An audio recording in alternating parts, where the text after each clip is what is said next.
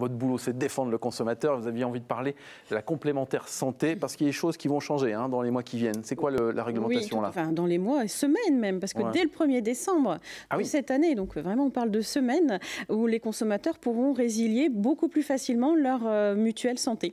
Très bien. Alors, parce que c'est un peu compliqué pour l'instant, il faut la date anniversaire, c'est ça? Il faut la date anniversaire, il faut respecter un préavis, etc. Oui, on ne peut pas partir comme ça et on est souvent réengagé sur 1 an. Alors, des questions très pratiques que vous nous laissez évidemment sur la page Oui ou à vos côtés. Je suis retraité, est-ce que je suis concerné par cette possibilité de résilier?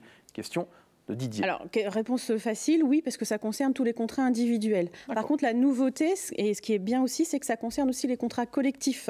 Quand vous êtes un salarié, vous avez le droit à une mutuelle, même obligatoire, vous avez le droit au final, c'est obligatoire. Vous avez le droit à la prendre de manière obligatoire. Voilà, et donc là, ce n'est pas le salarié qui pourra résilier cette mutuelle, puisqu'elle est effectivement prise et souscrite par l'employeur, mais c'est l'employeur qui pourra lui-même la résilier en fait. Même principe. Même principe. Alors la question d'Asdine, je suis dans ma première année de contrat, et là aussi, puis-je résilier? Alors voilà, c'est pas aussi simple. Bonne question.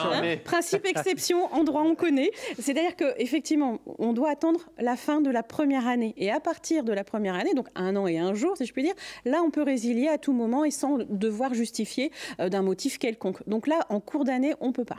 Bon, très bien. Vous pouvez l'ambiance, qu'est-ce que vous voulez qu'on fasse?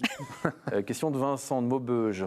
Puis-je envoyer un mail pour résilier ma mutuelle? Alors c'est la nouveauté. Donc bien sûr, moi, juriste, de préférence, lettre recommandée, toujours très bien, mais ça a un coût.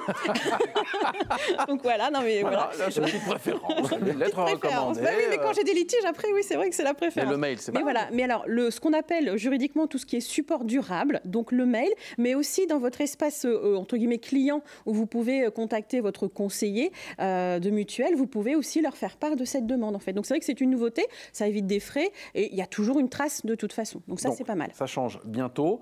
Pour résilier, on peut le faire par mail, par lettre recommandée. Voilà. Il y a un délai pour le faire? Alors oui, il y a quand même un petit préavis d'1 mois, si je puis dire, pour que effectivement l'assurance ait le temps de faire les démarches. Et petite précision également, si entre-temps vous avez payé votre prime, parce qu'il y en a, ils ne payent pas forcément de manière mensuelle, mais à l'année, vous serez remboursé du trop perçu, bien évidemment. D'accord. Merci beaucoup pour ces précisions. Émilie Allard, juriste à l'UFC, que choisir?